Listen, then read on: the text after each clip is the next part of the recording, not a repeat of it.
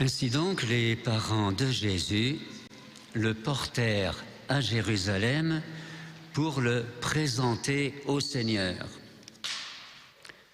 En ce jour où nous fêtons la Sainte Famille, il est proposé à toutes les familles chrétiennes de chercher à imiter la famille de Jésus, Marie et Joseph, l'exemple le plus parfait que la terre ait jamais porté.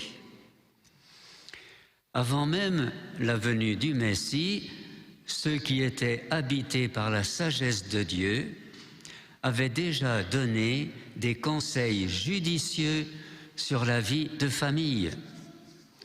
Les sages de l'Ancien Testament ont rappelé que Dieu glorifie le Père dans ses enfants, qui en sont en quelque sorte le prolongement.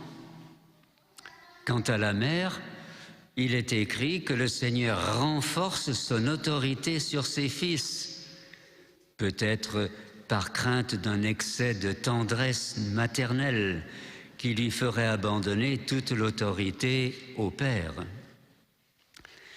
Mais la Bible parle aussi des devoirs de l'enfant. Celui qui honore son Père obtient le pardon de ses fautes. C'est le 4e commandement donné par Dieu à Moïse et à son peuple. Les enfants doivent donc honorer leurs parents, c'est-à-dire leur rendre l'honneur qui leur est dû, puisque Dieu s'est servi d'eux pour donner la vie et la conserver. Ceux qui honorent leurs parents, écrit le sage, se verront pardonner leurs fautes plus facilement. Leurs prières seront exaucées et une longue vie leur sera accordée. Le cas de la vieillesse des parents est aussi envisagé. L'enfant devenu adulte doit de plus en plus soutenir ses parents dont les forces faiblissent. Mon fils, soutiens ton père dans sa vieillesse, ne le chagrine pas pendant sa vie. Et la dette contractée par l'enfant ne s'éteint pas avec le temps. Le respect doit se maintenir jusqu'au bout, même si les infirmités sont très grandes.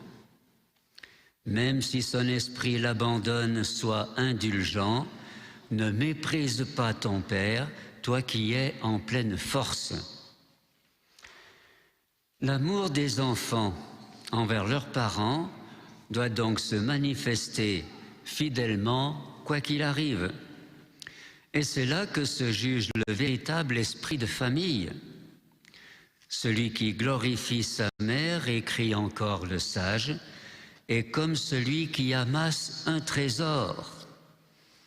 Autrement dit, son attitude sera récompensée à la mesure même de sa piété filiale envers celle qui lui a donné le jour. Et la mère elle-même trouvera du réconfort à voir son fils marcher selon la loi du Seigneur. Ce sera comme une fierté et une récompense de toutes ses peines, de tous ses soucis. Ainsi donc, avant même la venue du Christ, on savait comment, dans la vie familiale, créer une atmosphère, une ambiance agréable au Seigneur, surtout grâce aux devoirs des enfants envers leurs parents. Mais les parents aussi ont des devoirs vis-à-vis des enfants. Et l'Évangile nous en donne un exemple.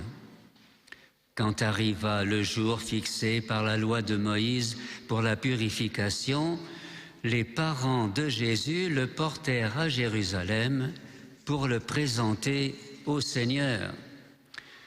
Et c'est bien là le premier devoir des parents, présenter leur enfant au Seigneur. Les parents risquent d'oublier que leur enfant est un don de Dieu, que toute vie appartient à Dieu. Aussi est-ce un geste bien naturel que de le présenter au Seigneur d'une manière ou d'une autre. Chez les Juifs, il y avait en plus la nécessité de racheter les premiers-nés, en souvenir des événements qui avaient entraîné la sortie d'Égypte. Chez les chrétiens, cette présentation se fait au moment du baptême, puisqu'alors l'enfant de l'homme et de la femme devient l'enfant de Dieu qui l'adopte pour sien. Cette démarche des parents qui donne à l'Église un enfant de plus est le premier geste essentiel à accomplir comme un devoir urgent. Mais le devoir des parents ne s'arrête pas là.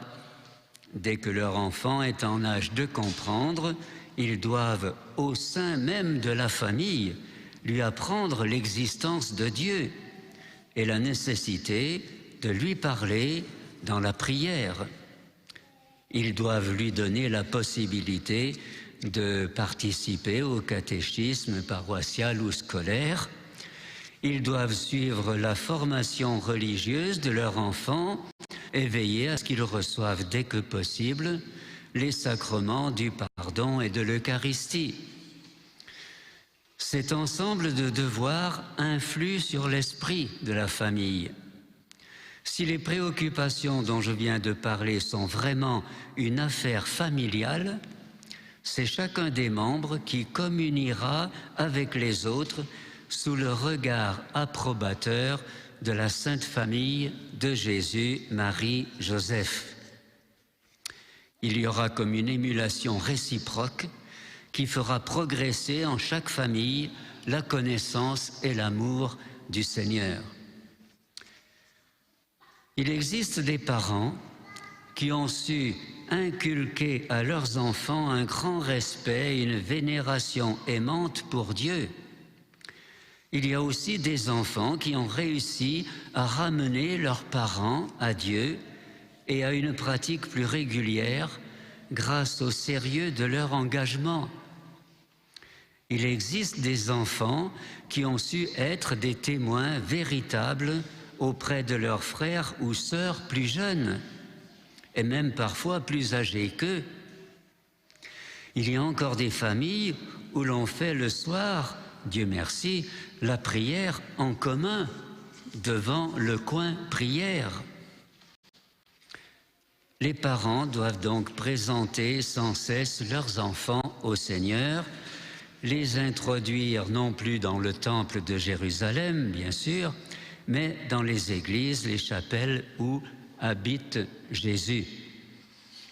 Ils doivent assurer à leurs enfants non seulement la nourriture du corps, mais aussi celle de l'âme. Mais pour bien accomplir leur fonction, leur métier de parents, les époux doivent aussi donner l'image d'une union parfaite.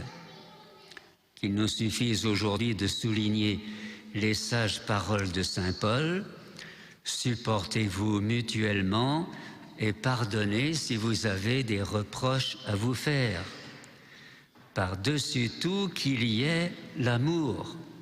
C'est lui qui fait l'unité. » Prions durant cette messe pour que chacune de nos familles devienne le reflet de la Sainte Famille de Nazareth, pour qu'il règne par-dessus tout l'amour, le vrai, celui qui a sa source en Dieu, pour qu'elle donne le témoignage collectif de la joie dans le sacrifice, pour que chaque membre enfin y soit à sa place, heureux sous le regard de Dieu. Amen. Et j'ajoute peut-être, si le frère Bruno me le permet, qu'aujourd'hui, ici même, j'ai été ordonné prêtre le 27 décembre 1965, donc ça fait 55 ans. Merci de vous unir à mon action de grâce.